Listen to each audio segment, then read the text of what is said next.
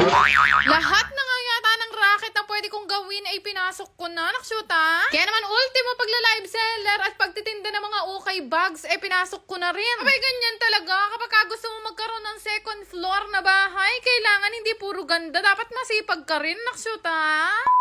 For today's ganap nga, kung meron ngang kamangyan, nandito naman si Kabang Nas. Ay, literal nga na mga kapampangan lang ang nakakaalam kung anong ibig sabihin ng Kabang Nas. Dahil hindi nga kapampangan to si Shaira Vlogs. Pangiting-itingin lang yan pero hindi naman niya alam ibig sabihin nun.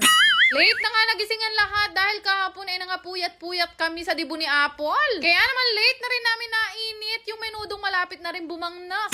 Marami rin kasing natirang ulam at panigurado, ilang araw din namin itong uulamin. Simula nga na nagawa itong Bugay Farm, parang every 2 days may nagsa-celebrate ng birthday dito. Diyos ko. Nung makakain na nga kami, nag-uwi nga ang tatay ko ng mangga at binalatan na nga namin to, saktong-sakto. Ilang araw na kami naghahanap neto. Kaya naman pinagbabalatan na nga namin itong mga maliliit na mangga na mukhang sobrang asim. At tulong ko nga sa pagbabalat itong si Apple at si Kabang Nas.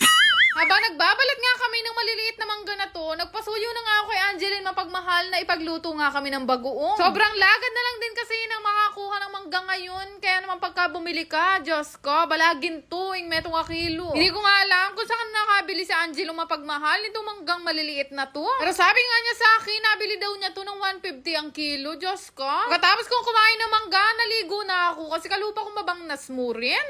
Para nga akong nanganak sa itsura ko kanina, kaya naman naligo na ako at nagpabango ng presya ng Mystery Scent. I-shake nyo lang yan guys bago gamitin at yung scent nyan ay may pagka-fruity na floral. 3 to 5 hours ang tinatagal ng amoy nyan sa akin at pak na yan dahil napakamura lang din. Marami nga nakapansin dito na tumaba nga daw ako pero hindi ibig sabihin nun may sumisipa na sa tiyan ko.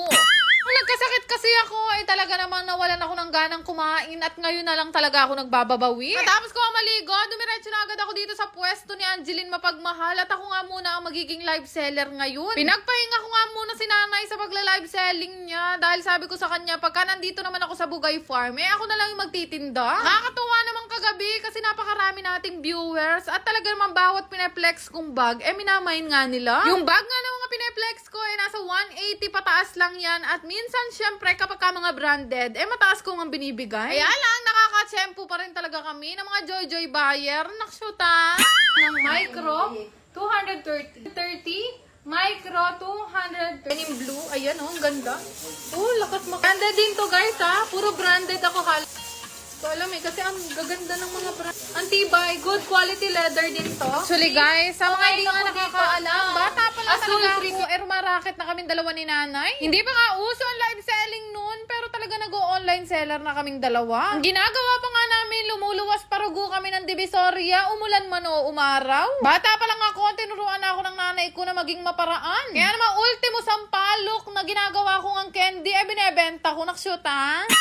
Nakakatuwa dahil nakapagbenta kami ng mahigit 100 mga bags kagabi. At syempre, lilinawin ko lang sa lahat na naging miners namin, ito pong mga bag na to ay mga used bag o ukay bag. Kaya naman syempre, yung mga quality niyan ay hindi parang mga nasa mall na makikita nyo talagang walang gas-gas. Minsan nga nakakatsempo kami ng mga good as new pa at talagang walang mga issue. Pero kadalasan, dahil ito nga yung mga ukay-ukay na mga bag, eh meron talagang mga minimal flaws. Tapos nga kami mag-live ng 2 oras, ay pinagluto nga kami ni nanay ng lugaw. Yun lang ang hirap. Mahal talaga ang bayad ko per oras sana sa pagla-live selling. Pero ang kapalit pala nito, yung masarap na lugaw ni Angeline Mapagmahal. Aba, nagla-live selling kasi ako kanina. Nagkatay nga siya ng manok namin at nagluto nga siya ng aros kaldo. Katapos ko nga kumain, nagbiyahe na nga kami pauwi ng Pulilan, Bulacan at nagbukas naman ako ngayon ng mga parcel. Akala mo talaga nagdibu ako ng karami kong bubuksan na regalo.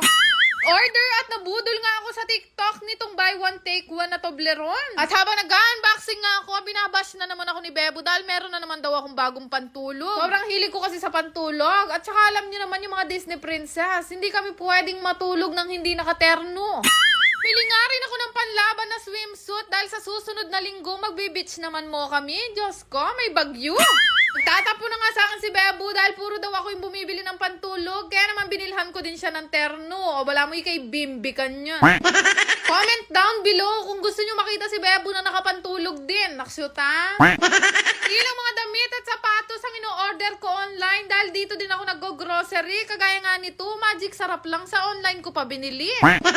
At At hindi ako lusekan yan. Umorder rugo ako sa TikTok shop ng ice cream na nga tunaw-tunaw, naksyuta. Bukod nga sa ice cream, umorder din ako ng isang kahong Chucky. Sabi rugo sa akin ni Bebo, at umorder ka ng Chucky. Wala naman tayong anak na kinder. 9.9 ko pa kasi nabili yung mga yan at ngayon lang nagsidatingan. Nabudol ako kasi nang kamumura lang. Tapos ko, kunyari lang palang nakasale pero 5 piso lang palang nabawas. Naksyuta. Yan lang naman. Salamat! 5,575!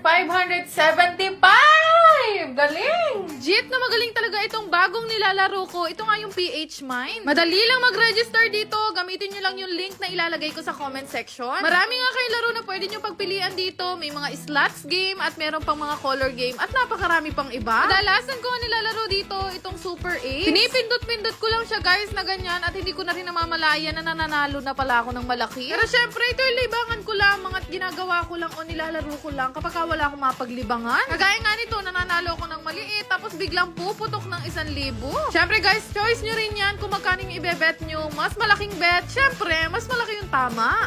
Uy, 1,300! 2,500! 2,900! Lahat nga na magre-register sa link na ilalagay ko sa comment section ay magkakaroon sa akin ng ayuda. Go! Yan lang naman. Salamat!